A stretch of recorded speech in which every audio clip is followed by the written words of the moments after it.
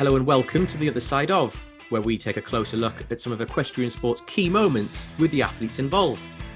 This week, our guest will be world number 7 jumping star, Ireland's Darragh Kenny, as he talks us through a rollercoaster 2019 season. Darragh, thank you so much for joining us this week for our first edition of this. The aim of this is really to get a bit more of an insight into moments of periods of time or specific events that perhaps have been quite monumental in an athlete's career. With that in mind, the summer of 2019 was pretty good for the Irish. Would you say it's up there as one of your best? Yeah, for sure. For sure, it's up there. This is definitely my best year, both personally and for the Irish team, with me being involved in the Irish team. So for sure, for me, it was one of the best years. You moved into the European Championships. Obviously, you were reigning champions. You weren't on that team. Do you still feel like a reigning champion? Do you have to go in and defend that title, or are you going there just to enjoy it? I think, like we all had an expectation that we could possibly win it again, and we looked like a very strong team. I think personally, with the form my horse had been in, I thought I was a strong contender individually as well. So I was really focused on that championship, and I think all the Irish riders were. We had an objective to try and qualify for the Olympics, but we were also thinking we have a shot of winning a decent medal here. So what happened? That's the $1 million question, isn't it? I'm not really sure. I can easily say from my side, I was very, very disappointed leaving the championships. It wasn't the outcome that I had expected at all personally. With my horse, he just didn't jump as well as he normally does, and I didn't ride as well as I should have, and the result wasn't the result we wanted, and I think just for the Irish team, okay, you had Cian on a relatively green new horse, and you had Shane Sweetnam also on a relatively green new horse, and you had Peter Maloney, who had never been to a big championship before, and had only got the horse that year also. So I think, I was kind of most annoyed at myself because I felt like I had a horse with the most experience and should have had better results. And I think everybody, we're all trying to put it together, Talk us through what you remember when you see those fences coming down, because it just didn't seem to be your day that day. No, that's exactly, I think, the way you would describe it. The first day went well, but didn't. I had one down, which I probably shouldn't have, which would have left me actually leading going into the second day, and as a team, it would have given us a good jump up the ladder. But the second day just really didn't go our way at all. Everybody was trying their hardest. Their horses were jumping as great as they could, but it didn't go well. It didn't go our way. We had Cian's horse kind of got a little bit tired by the end of the course, and had a few jumps down. Shane Sweetnam's horse lost a little bit the rideability. My horse, I had one stupid jump down, have had down, and then Peter Maloney also really unlucky jump down. It just nothing came together at all. Some days when you win big classes or big nations cups, everything works out right. Well, everything went wrong that day for us. Two of you, still yourself included, made it through to the individual final on the last day and chose not to compete. Obviously, team decision makes a lot of sense now when we come to it a little bit later. But what goes through your head at that moment? Talk us through the decisions that were made there. Okay, I think for all of us, our goal was to qualify for the Olympics. That was the main goal, and when we didn't achieve that, we were very disappointed. And we knew we only had one chance left, and we knew we had to throw everything at it to try and get it done. So for me, okay, also on the side of my horse, he wasn't jumping as well as I would have liked, and I didn't feel the reason to keep going. He's too good of a horse, and he's too much value to just jump for no reason. I didn't feel like I had a real chance to win an individual medal, and I didn't see the reason. But I know both myself and Cian, who was training Peter Maloney, talked about Peter Maloney and myself jumping, and the whole team, Rodrigo and Shane Sweetnam and Paul O'Shea, we all talked about it, and we all felt that the best decision for both of those horses who made the individual final was to not jump and to save them for Barcelona, and really try and have one more go at it. How hard is that to put the team, well, not always just put the team first, because I'm sure that's quite easy, but how hard is it as a professional sportsman to make a decision like that? I think it's difficult. It's difficult for sure, I think. But when you look at the Irish and and our mentality is always, mostly team orientated, and I think it was the opportunity of going to the Olympics or not going to the Olympics, and I think that changes everything. I think in everybody's eyes, we all kind of realized what the real goal was, and I know for me with my career, I always wanted to jump at an Olympics, so it made the decision a lot easier. Anyways, that's for sure. But I think both Peter Maloney's horse and my horse, we felt that they had a lot left to give, and it was better keep that for Barcelona than to jump two massive rounds with them in Rotterdam. So you always knew then that Baloo was always going to be the horse to do both competitions then? Yeah, that was my feeling, just because, I've had the horse the longest time. He's always been super, super reliable. I still to this day don't know what happened at the European Championships, really. But he's never jumped rounds where he's had one down 3 rounds in a row, I don't think, in his whole life. So I knew I had to rethink it a little bit, but I always knew that was the horse I could rely on the most for Barcelona. And when we all came under pressure, I knew I could always count on him, Yeah, fair enough. So that 6-week period after Barcelona then becomes even more nail-biting, nervous. What's your, knowing you've only got one more shot, what's that build-up like? I think actually for me it was I was quite disappointed after the European Championships, obviously, both as a team and individually. But I started to think about, why did the horse go so well in Shanghai? Why did he go so well in Connacht? Why did he go so well in Chantilly? What were all the things that made him go there? And I started to realize it was just simplicity, get the horse back happy, get him fresh, and just try and do some good flat work and put the horse in a good place, and have him fresh for Barcelona. And I think maybe I was too worried about having a good result in Rotterdam and worked the horse a little bit too hard, and maybe he didn't go into it feeling as good as I would have liked. So now I kind of thought before Barcelona, okay, give the horse a week off after Rotterdam, let him freshen up, and just do the same things that I did every day before every other show. And that was the way I thought about it, really. That's interesting. That's like, to just, go back to basics almost. Yeah, well, that was kind of what it was. So how much influence does then the team have on that mentality as well? And Rodrigo, or are you, a professional who knows, like, I can be left to my own devices for the next 6 weeks. I know how I'm going to turn up to Barcelona. Well, I think it's a bit of both. Rodrigo stayed in touch with all the riders. We all kind of stayed in touch with each other, just, talking about the horses, making sure they were feeling good, if there was anything anybody could do to help anybody.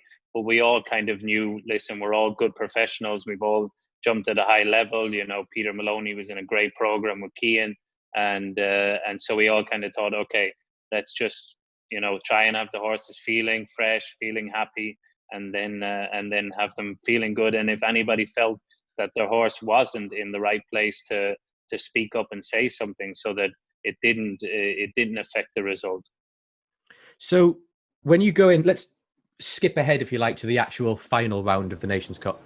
You'll hear on the commentary as well. It's a funny one when you get a time fault, because everyone seems to remember it rather than the four faults that have been dropped earlier. So talk to me about your round in Barcelona and how you felt during, actually. How were you going at that point? Well, like I knew that from the moment I was finishing up in the warm up, I knew that basically we had, if I jumped a clear round, we were very much, had it all done. The Italians, it wasn't really going their way. All the other teams that had to qualify, it wasn't really going their way. So I knew there was a good bit of pressure on to jump a clear round.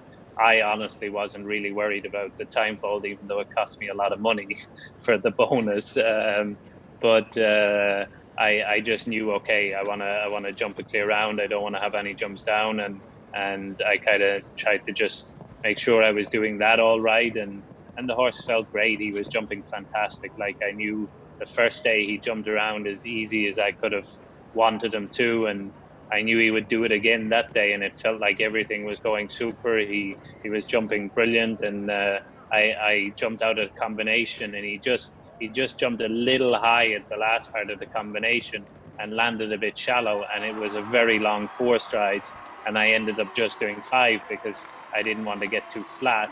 And then when I did 5, then I had to do 7 to the last, and then I ended up with a time fault. So I think the time fault only basically came in the last line, but at that stage I wasn't willing to risk doing something and having a mistake happen.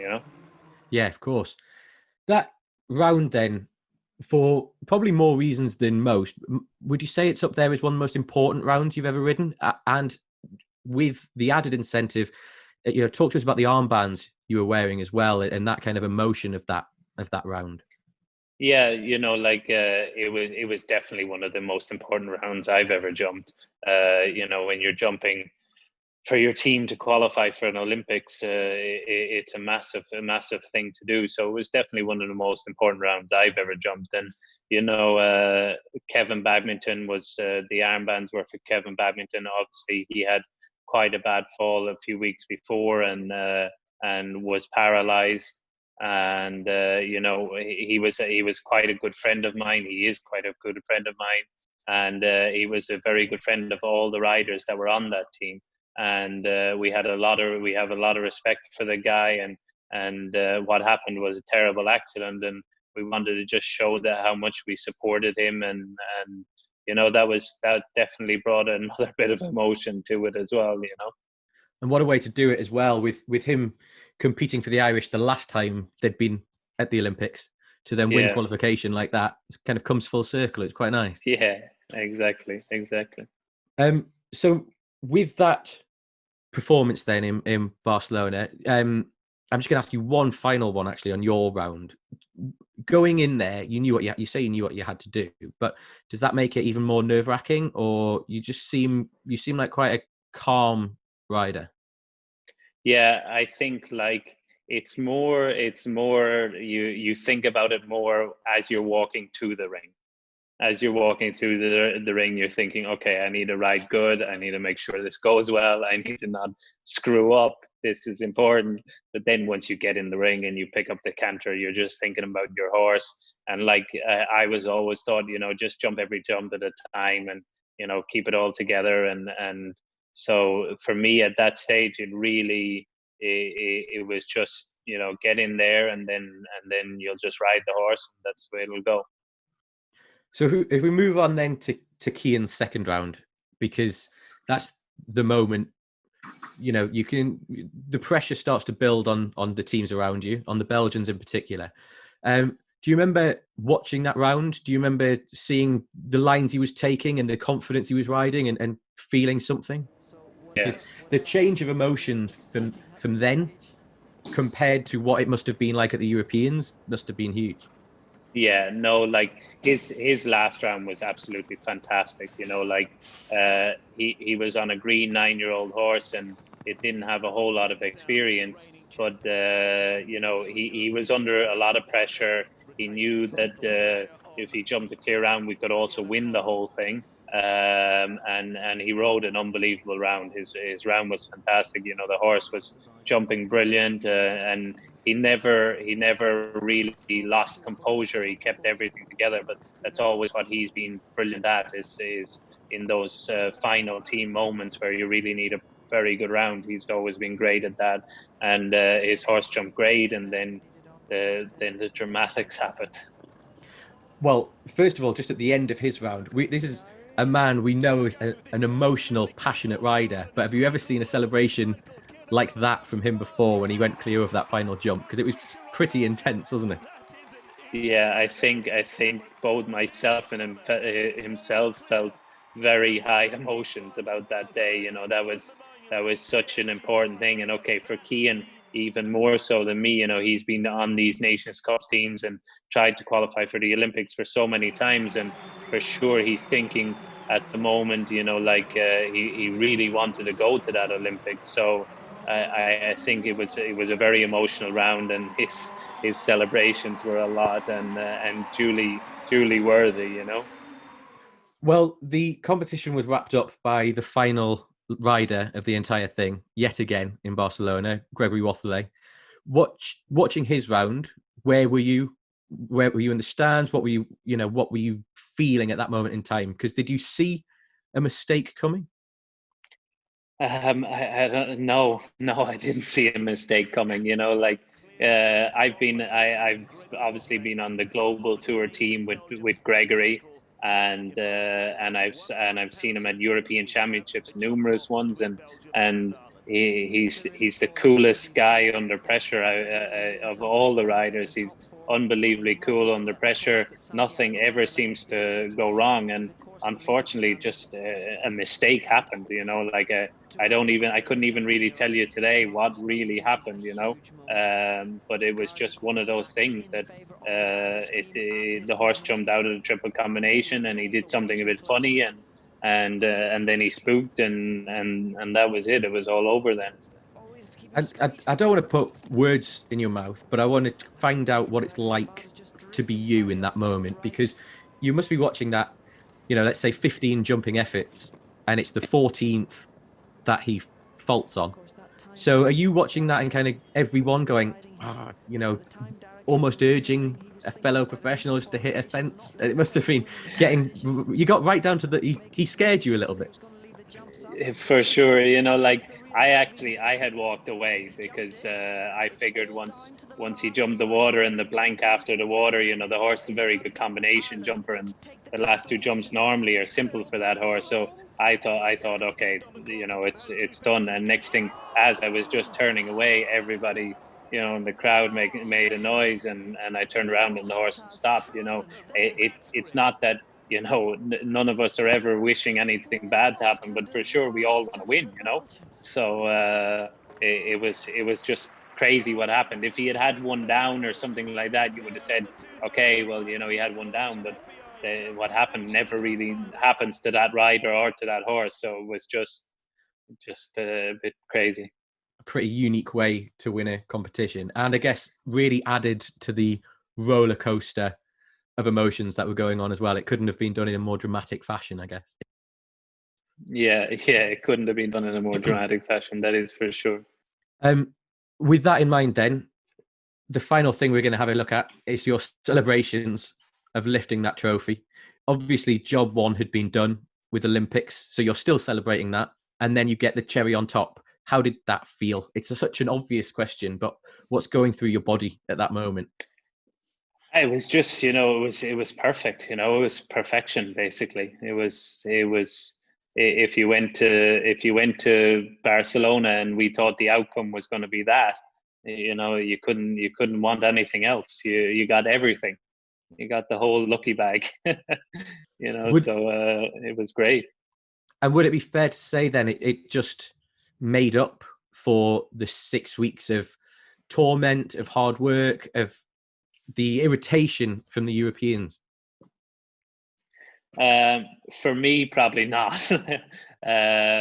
I, you know, like I had quite a big expectation for my horse at the European Championships, and I felt I didn't do as good a job as I would have liked with my horse. for his capabilities. But it definitely was everything we wanted to do in Barcelona. It was a fantastic result to qualify for the Olympics. And we were all delighted that it happened. You know, we were all delighted that we could also qualify and win. You know, and it kind of gave us all a boost again, because you know we thought we were one of the favourites going into the European Championships, and we did have a real shot of pulling something off, and it showed that we could do that on a big scale, and that we do deserve to be at an Olympics. I think the fact that it didn't make up for the Europeans kind of proves why you're the world number 7 at the moment, because you never stop striving. Darragh, thank you so much for your analysis of that and your in-depth thought on that period of time. It's been fascinating, and really, really appreciate it. Thank you. No problem at all.